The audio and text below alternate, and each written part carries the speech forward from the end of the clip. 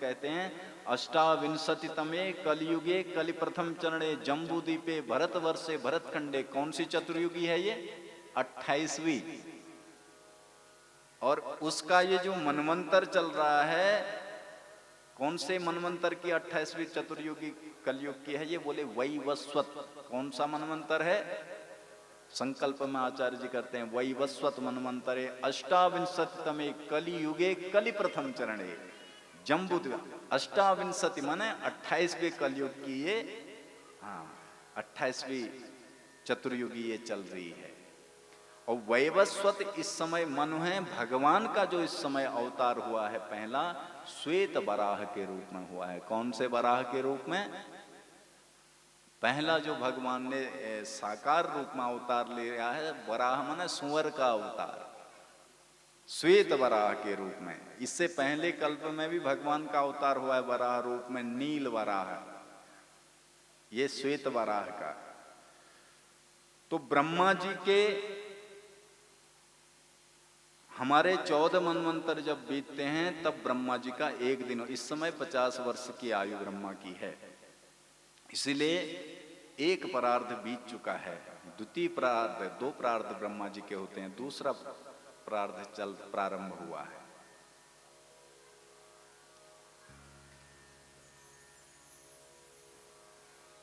और आपके और हमारे जब 30 मुहूर्त बीत जाते हैं तब आपका हमारा एक दिन होता है। यानी कि 12 घंटे का आपका हमारा दिन होता है, 12 घंटे का रात्रि। और आपके और हमारा जो सौरमान है उसमें 6 महीने ये देवी देवताओं के दिन होते हैं। 6 महीने देवताओं का, 6 महीने का एक दिन होता है और 6 महीने की ही रात्रि होती है, जिसको कहते हैं हम अयन। देवताओं की हमारे से इतना, जैसे चींटी, अब चींटी का हमसे बहुत, एक ही दिन में मच्छर मक्खी ये 2-3 दिन का इनका जीवन होता है। तो ये बच्चे भी पैदा करते हैं, नाती भी इनके हो जाते हैं, आमा बुबू भी बन जाते हैं इतने कम समय में। तो देवताओं को का हमारे से इतना ऊपर का व्यवस्थाएं हैं देवताओं की। इनकी आयु मान ऐसे होता है, ब्रह्मा का आयुमान ऐसा है। आपका हमारा 15 दिनों में जो पक्ष चलते हैं, कृष्ण पक्ष और शुक्ल पक्ष, तो एक महीने में ये देवता लोग, कृष्ण पक्ष और शुक्ल पक्ष, ये देवताओं के समय हैं, दिन हैं। और 6 महीने की इनकी रात्रि, 6 महीने का दिन, और पक्ष इनका मुहूर्त है। जो आपका हमारा मुहूर्त वो देवताओं का मुहूर्त है। और इसी तरह से ये चतुर्युगियां जब 1000 बार बीतेंगी तो ब्रह्मा का एक दिन होगा। सप्तवर्षयः सुरा शक्रो मनुस्तत्सूनवो नृपाः एक काले हि सृज्यन्ते संह्यन्ते च पूर्ववत्। फिर एक मनवंतर पूरा होने के बाद महाप्रलय जब होता है, पुनः फिर सृष्टि की व्यवस्था ऐसे ही रची जाती है जैसे अभी चल रही है। ये पूर्व से ही चली आ रही है।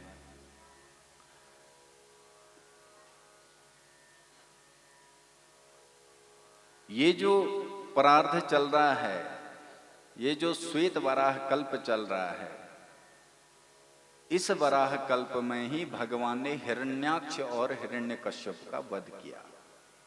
प्रेम से बोलो।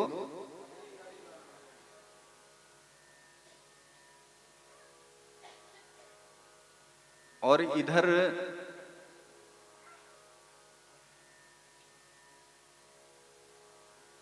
श्री मैत्रेय जी कहते हैं, महाराज ब्रह्मा जी की उत्पत्ति वराह भगवान द्वारा हुई ऐसा हमने सुना है, फिर उन्होंने पृथ्वी का उद्धार कैसे किया? हमने तो ये सुना है कि वराह भगवान की उत्पत्ति ही ब्रह्मा के द्वारा हुई है। अब श्री पराशर जी कहते हैं कि मैत्रेय जी, आपो नरा इति प्रोक्ता आपो वे नरसूनवः। जब भगवान नारायण जल में ही प्रविष्ट हुए थे, उसी समय ब्रह्मा जी को प्रकट किया तो ब्रह्मा जी ने सृष्टि प्रारंभ करी। सबसे पहले मानसिक सृष्टि प्रारंभ करी। कैसी? मन से सृष्टि, यानी कि मन से पैदा हो जाते, जो सोचा वो पैदा हो गया। तो 4 सनत कुमार सबसे पहले प्रकट हुए। कितने? सनक, सनंदन, सनातन और सनत कुमार, ये 4 कुमार पैदा हुए। उसके बाद इनसे कहा भैया सृष्टि विस्तार में हमारा कुछ सहयोग। ये बोले पिताजी हम चक्कर में नहीं पड़ेंगे। तो इन्होंने निवृत्ति मार्ग अपना लिया, यानी कि बाबा जी बन गए।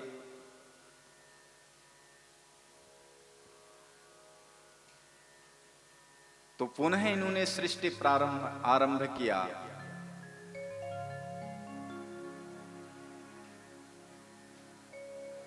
तो अब की बार पुलह, पुलस्त, कृत, भृगु, दक्ष, ये सब इन्होंने मानसिक पुत्र पैदा किए। इनसे कहा भैया सृष्टि में हमारा कुछ सहयोग करो। बोले हम चक्कर में नहीं पड़ेंगे। तो क्रोध आ गया ब्रह्मा जी का, भ्रिकुटी भेदन हुआ और एक दिव्य पुरुष का प्रादुर्भाव हो गया। बोल वराह भगवान की। देखते ही देखते भगवान विराट स्वरूप में स्थित हो गए। त्वामाराध्यं परम ब्रह्मा याता भुक्ति मुमुक्षयः। ब्रह्मा जी ने इनकी दिव्य स्तुति करी है।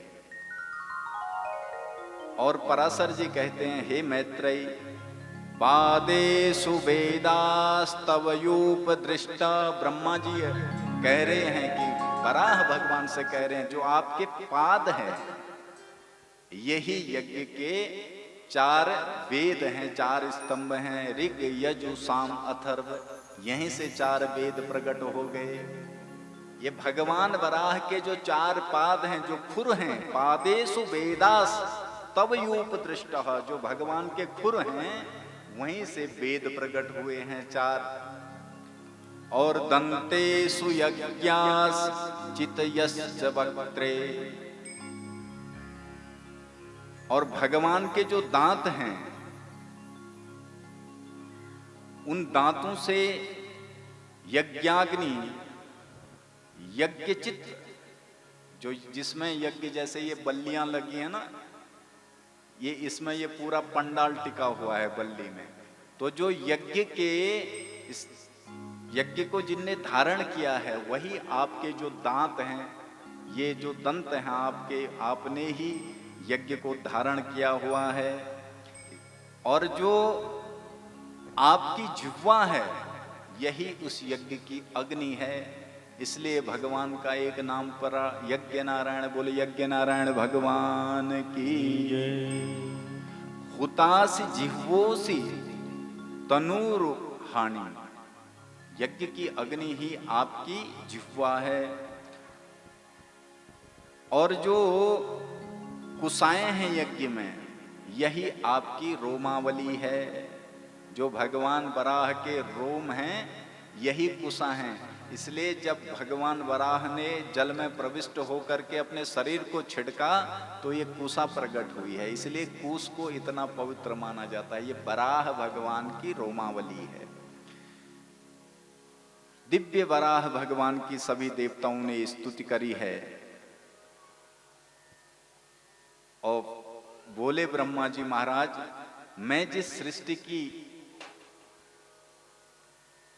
विस्तार के लिए कामना कर रहा हूं, वो सृष्टि वो पृथ्वी इस जल में डूबने जा रही है। इसलिए आप ही इस पृथ्वी का उद्धार कर सकते हैं। आप ही पृथ्वी का उद्धार कीजिए। भगवान नारायण ब्रह्मा जी को वर देते हैं, कहते हैं चिंता ना करो। और ततः चिति समाम कृत्वा पृथिव्याम सो चिनोद गरीन। भगवान ने जल में प्रविष्ट होकर के इस पृथ्वी को उठा करके लाए और यथावत इसको स्थापित किया है। अब इस पृथ्वी में इन्होंने पर्वत आदि का निर्माण किया, नदियों का निर्माण किया, मैदान आदि व्यवस्थाएं बनाई, गांव नगर आदि सब व्यवस्थित किए, और सृष्टि की जो रचना है वो ये भगवान वराह से ही प्रारंभ हो रही है, वराह भगवान की ही कृपा से हुई है। विद्या और अविद्या का उपदेश इन्होंने किया है, और पृथ्वी ने भी भगवान की दिव्य स्तुति करी है। आइए आप और हम भी सुंदर भजन के माध्यम से भगवान की इस सृष्टि को वंदन करते हुए फिर आगे की कथा में प्रवेश करेंगे। बोलिए यज्ञ नारायण भगवान की जय, वराह भगवान की जय।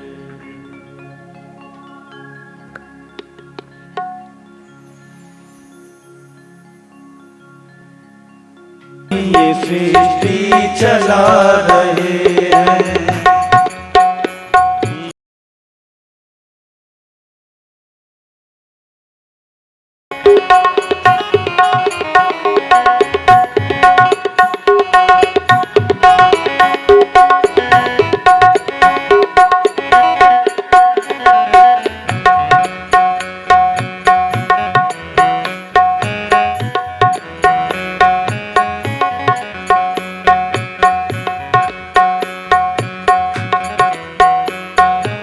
सृष्टि को जिस प्रभु ने वही ये सृष्टि प्रभु ने वही ये सृष्टि चला रहे हैं। अब कर रहे हैं, रचा है सृष्टि को जिस प्रभु ने वही ये सृष्टि चला रहे हैं। रचा है सृष्टि को जिस प्रभु ने वही ये सृष्टि चला।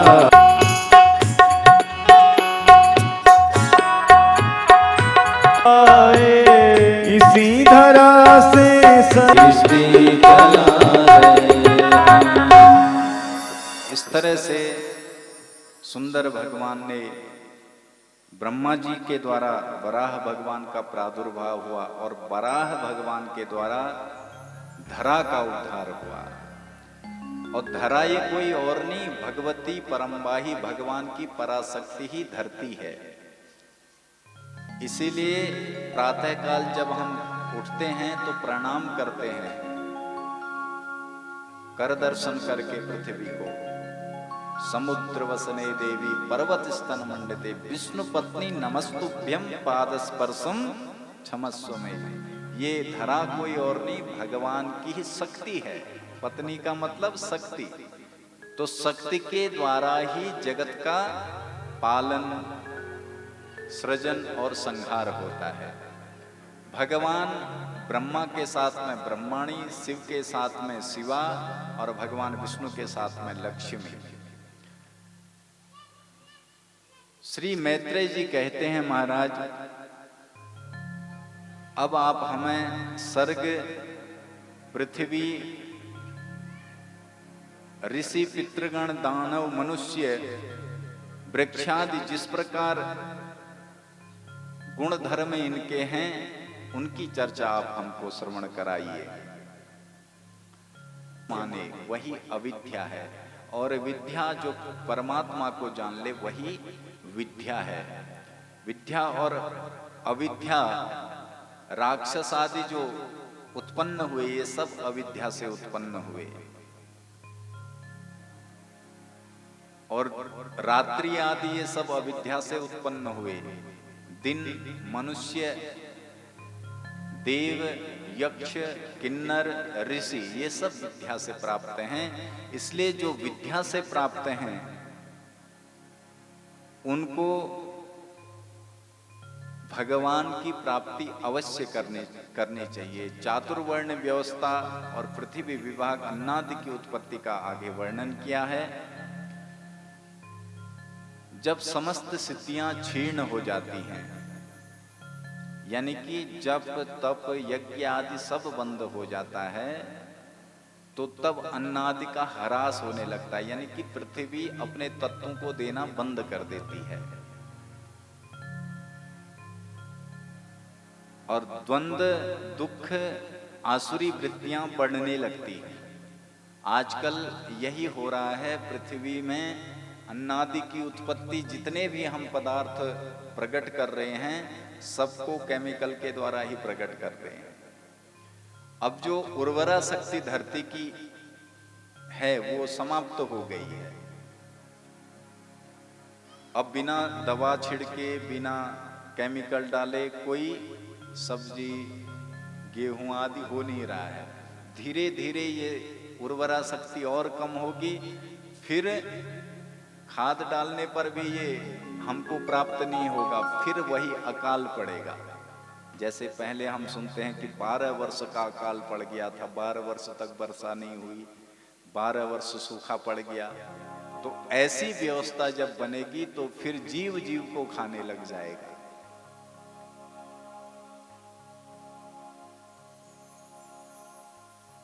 यहां पर पराशर जी कहते हैं कि शीतोष्णादि से बचने का उपाय और जीविका का साधन कृषि तथा कला कौशल आदि की रचना। हे मुने, धान, जौ, गेहूं, छोटे धान्य, तिल, कांगनी, ज्वर, कोदो, छोटी मटर, उड़द, मूंग, मसूर, बड़ी मटर, कुल्थी, राई, चना, ये सब 17 ग्राम्य औषधियां हैं। 17 प्रकार की ये ग्राम्य मतलब जो गांव में पैदा होती हैं, ये औषधि हैं। और ग्राम्य और वन दोनों प्रकार की मिलाकर के कुल 14 औषधियां हैं।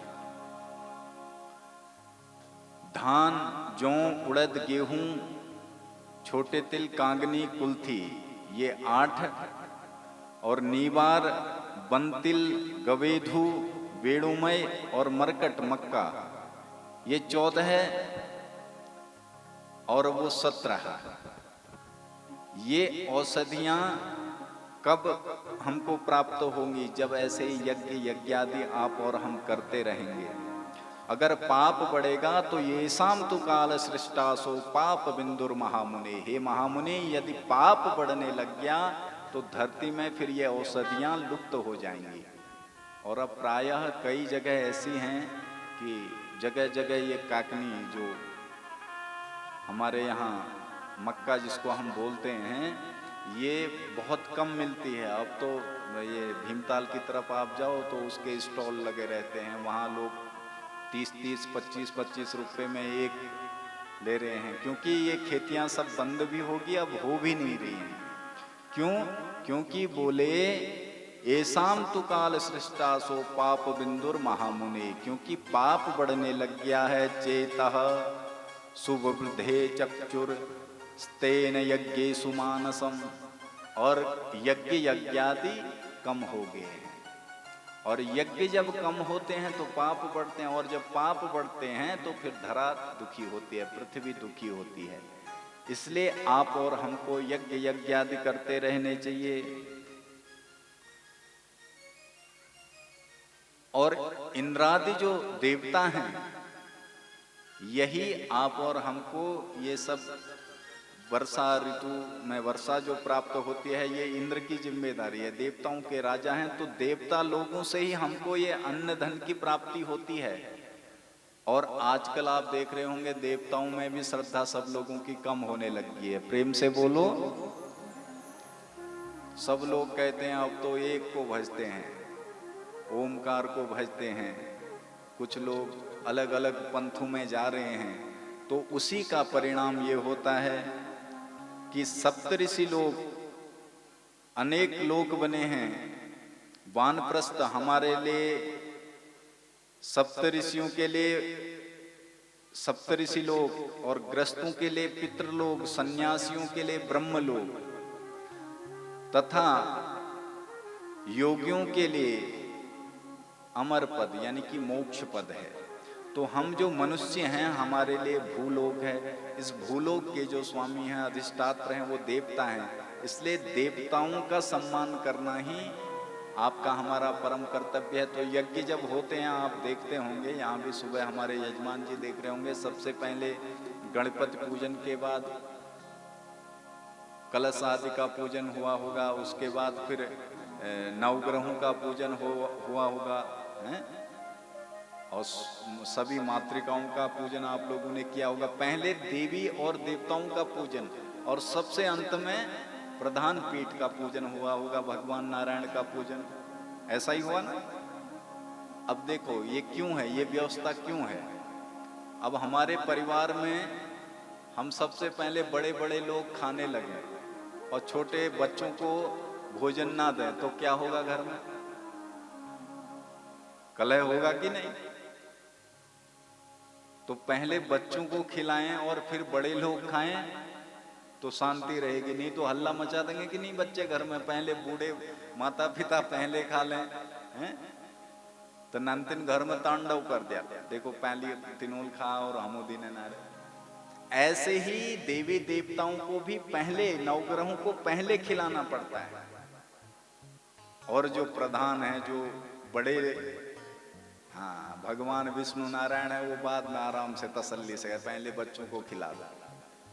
अगर जो देवी देवताओं को नहीं पूजते हैं उसका प्रतिफल फिर उनको भोगना पड़ता। नारायण भगवान या शिवा उनसे प्रसन्न होने वाले नहीं है, क्योंकि देवी देवता उनके बच्चे हैं। और भगवान शिव का नाम महादेव इसीलिए पड़ा क्योंकि वो देवताओं के बाप हैं, इसलिए महादेव हैं, और हम देवताओं के बच्चे हैं, मनुष्य लोग। इसीलिए हमारा कर्तव्य है देवी देवताओं का सम्मान करना, उनका पूजन करना।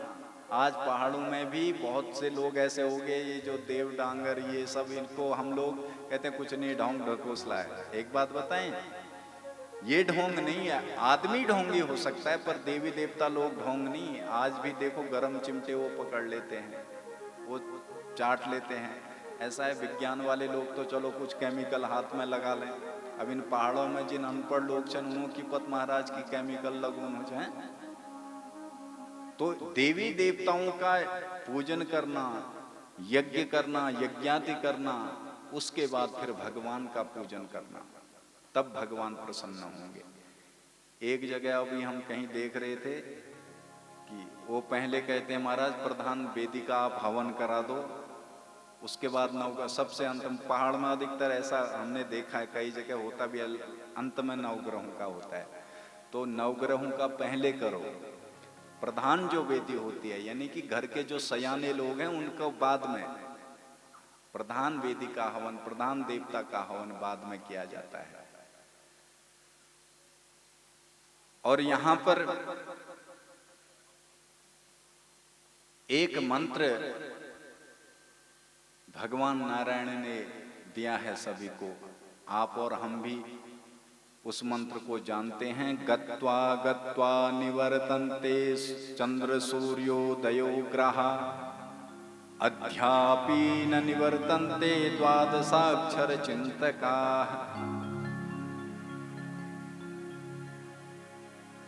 चंद्र और सूर्य ये भी सब अपने अपने स्थान को चले जाते हैं। कब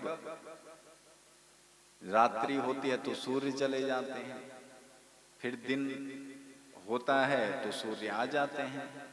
लेकिन जो भगवान नारायण हैं वो अपनी जगह स्थिर रहते हैं। इसीलिए सब लोगों का एक ही कर्तव्य है, द्वादशाक्षर चिंतका। उनका आना जाना कभी नहीं होता है। जो भगवान विष्णु का ये मंत्र जपते हैं, क्या है भगवान का द्वादशाक्षर मंत्र? ओम नमो भगवते वासुदेवाय। अब ये जो मंत्र है, माताएं इसमें प्रणव ना लगाएं।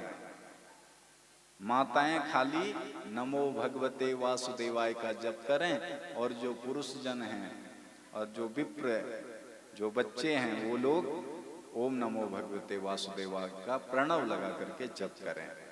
यही द्वादशाक्षर मंत्र यज्ञों का शुभ फल देने वाला है कलिकाल में, क्योंकि कलिकाल में यज्ञ आदि ये साधन संपन्न करना बड़ा कठिन है। तो नाम का आधार ले लो। कलयुग केवल नाम आधारा, कलयुग केवल नाम आधारा, कलयुग केवल नाम आधारा,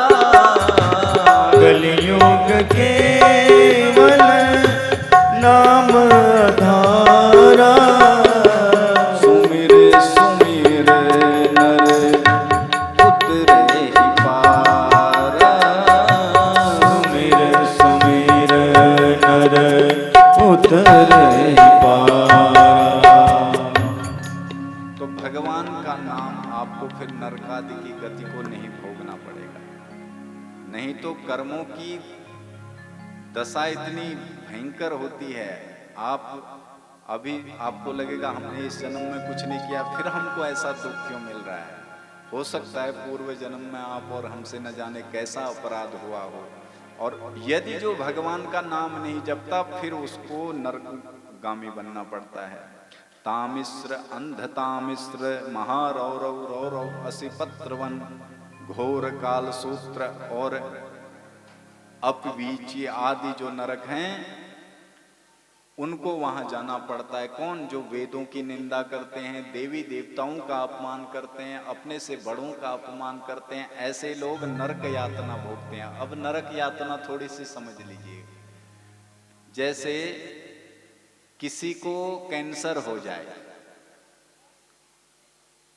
अब उसका क्या होता है, अंदर का जो खून होता है उसका पानी बनने लगता है, ये होता ना कैंसर। अब आदमी, हम सोच रहे हैं इसको कैंसर हो गया। सुनो, ये कैंसर वैंसर नहीं, उसके कर्मों का फल है। और कौन से कर्मों का?